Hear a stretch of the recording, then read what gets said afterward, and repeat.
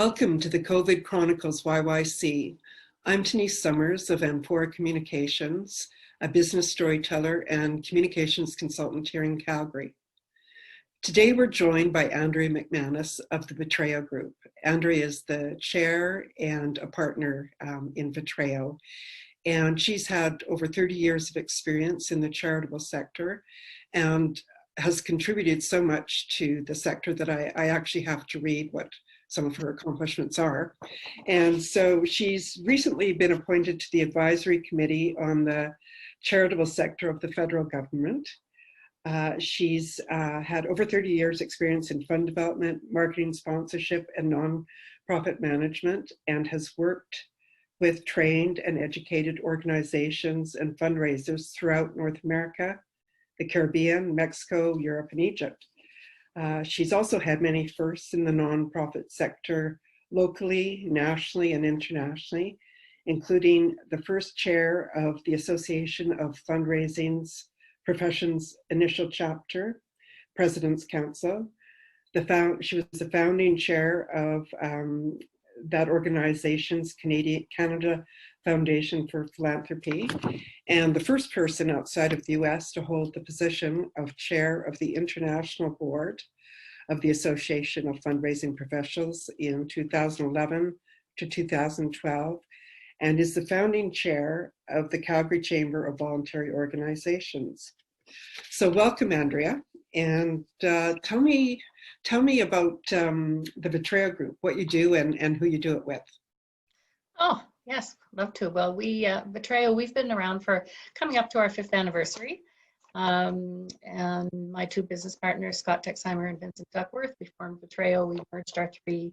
We each had our own consulting practice before, and then we decided we could come together and provide better and deeper and richer consulting experiences for our clients.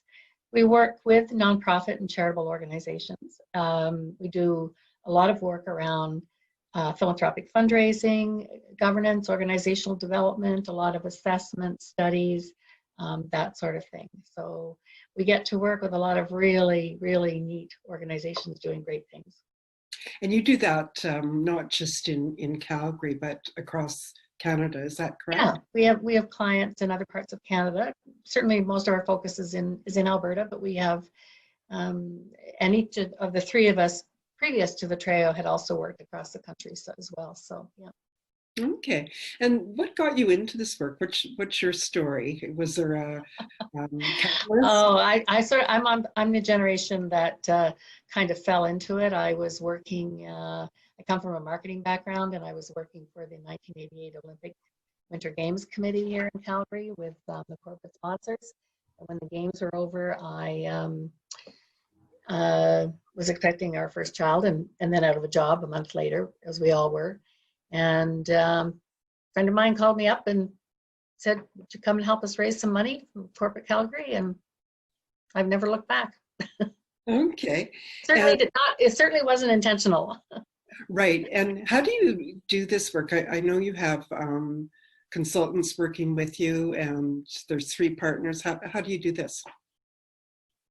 Well, we put together project teams. So we have a full team complement of our team is about 20 people. About 15 of those are actively consulting, either full-time or part-time. Many part-time. We have a wide breadth of experience in, post-secondary, healthcare, social services, the arts, communications, fundraising. So we put together teams of people on projects who are best suited for whatever the goals of that project are. Right. And this is kind of the really big question.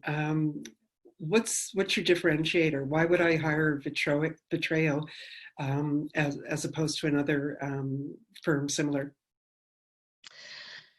I think our differentiator is that we're anything but cookie cutter. We approach each client engagement with a view to what works best for that client.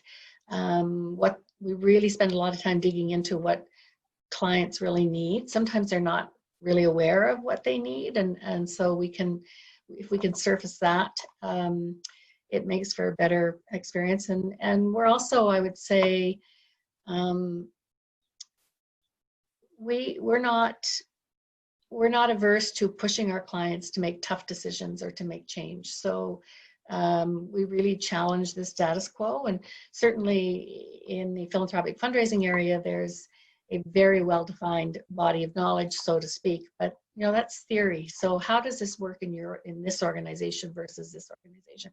It's not the same. There is no one size fits all, and we're really, really committed right from our head to our toes to that. Right. And you've worked with some, here in Calgary, with some very well-known organizations. Are you able to name some of those? Can you? Oh, sure, yeah. So personally, I worked for over a 7-year period with the Resolve campaign, which was a collaboration of 9 different social service agencies, raising $120 million was the original goal for affordable housing with support as a means to combat the homelessness numbers in Calgary. As a company, we've worked with almost every post-secondary, Alberta Cancer Foundation, Calgary Health Trust, and many small to a lot of the arts organizations, Calgary Opera, Philharmonic, and Alberta Ballet, and many other organizations of different sizes. Yeah. Right. And so we're in the midst of the COVID pandemic, and how's that impacted ViTreo? What's well, I haven't been out of this room much, like anybody else. Sure. Well, I mean, it certainly slowed us down. I mean, in the first couple of weeks, we had a lot of projects underway, and they came to many of them were put on pause. Not all of them, but many of them were put on pause. It certainly slowed down any new. It certainly slowed down our intake of new clients, and then of course the work that we were doing, we had to work differently. We had to work from home, and we've all become expert at Zoom and Google Hangouts and Microsoft Teams and all the other things. So it's certainly changed the way we work with our clients. We love seeing them on Zoom, but we miss them, miss being in rooms with them. And we're starting to see movement now. People are starting to look forward. We've signed a couple of new projects in the last couple of weeks, and so we're looking forward to more of that. Great. And what about your clients, which are nonprofit organizations? What's the impact been on them? Oh, everything from devastating to less devastating. Certainly, spring is gala and event season, so many of those were either suspended, postponed, or outright canceled. So that's revenue, and a lot of times it's unrestricted revenue as well, which makes it even tougher. I mean, outside of the impacts on the post-secondary institutions with students and foreign students and all of that, yeah. So, and even earned revenues for charities and nonprofits take a huge hit. So I think we're trying to figure out what their fundraising, what fundraising in general will look like, because it will certainly change. Certainly donors have been, they make an investment in an organization, so they want that organization to be successful, and many of them have really stepped up. But everything from not just revenue, but also, organizations that spend or rely heavily on volunteers.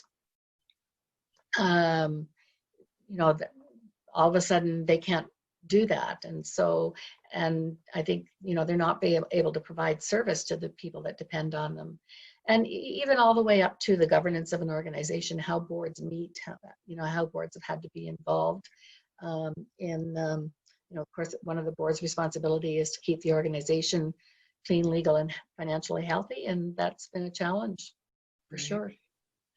And we're now, as you mentioned, starting to reopen. What do you think is going to happen with those types of organizations? Will they have to alter what they were planning to do, like what their future plans are, or what do you see happening for them? I think we're all looking at that, no matter whether you're in the nonprofit sector or whether you're in the for-profit sector. I mean, we're all dealing with that question of how do we adapt, and what is that new normal that we keep talking about. I think for nonprofits, I'm hoping that there's an opportunity to shift the narrative around the nonprofit sector. So for example, just one area,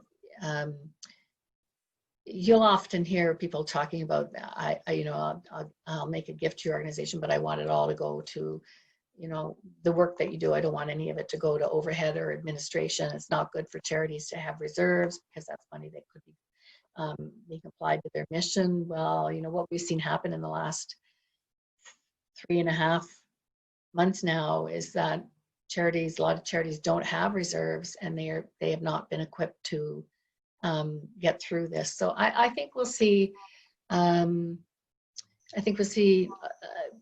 Charities collapse or merge or collaborate. Some of that is a good thing, but I hope that it shifts the way that people look at nonprofit organizations, because a lot of us have been depending on them for everything from online tours in the arts and culture to, all the things that we're doing from home these days. So right. And it's interesting that businesses should have reserves, and nonprofits, it's a very contentious issue. And some really worthy ones, if they've had reserves, would have been able to ride this out better.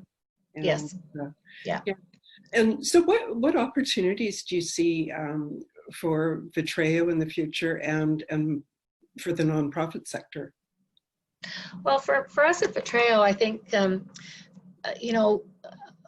however and wherever fundraising goes, then we will follow, because and help our clients adapt to that. And the way nonprofits work, we'll have to adapt to that as well. So, I think people who work in the nonprofit sector tend to be I think as humans, we're fairly resilient, but certainly people who work in the nonprofit sector are very resilient, because they're used to,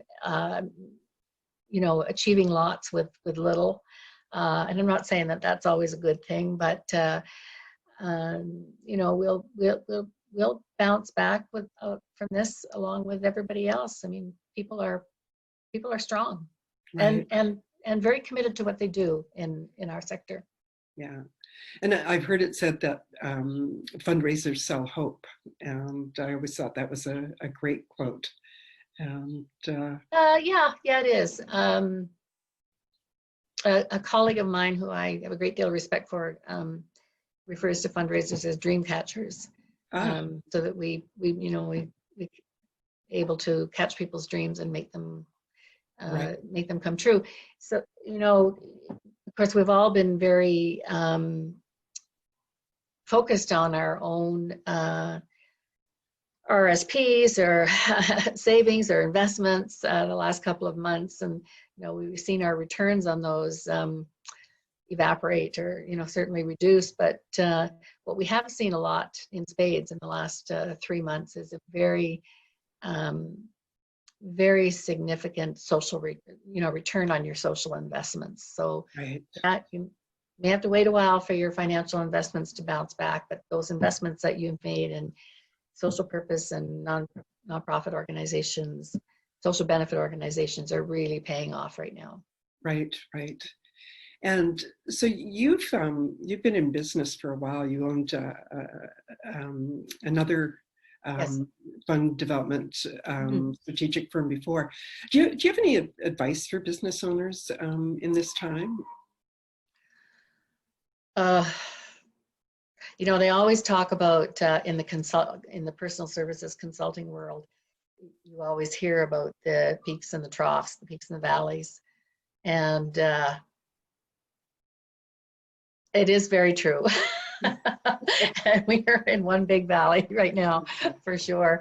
So, you know, all I can say is I've been talking and writing a lot recently about what are the opportunities out of this, you know, what are the silver linings, and it's different for everybody. And that's one of the things we're trying to do with our clients now is how can we reposition, adapt, refine,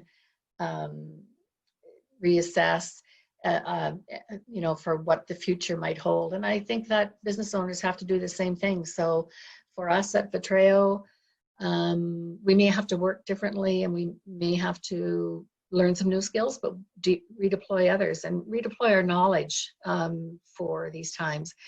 And I think every business has to do that. Don't go back out there just thinking it's going to be the same. I'm not sure that's going to happen. Okay. And that brings us to the end of our interview here, Andrea. Is there anything you want to add before we sign off here? I think I would just say that if you support a nonprofit, now is a good time to renew that support, and really think about the perceptions you may have about the work of nonprofits in general and how they do that, because they really are central to a civil society and making our communities better. So absolutely. Yeah. And so if people want to find you, how can they get in touch? What's your website address and your social media handle? Sure. It's ViTreo Group, VITREO group.ca. And my, look at my. I don't know mine either. Yeah. Yeah. And my Twitter is AJ, J as in Jean, S McManus, and or at ViTreo Group. And that's MC, not MAC, right? MC, yeah. Okay, yeah. Well, thank you so much for joining us today. Thank you. Yeah, and it's great to have you, and thank you for all the great work that you do, and that all the nonprofits. Terrific. Yeah, here in Calgary do as well. Thanks. Okay, great. Thank you.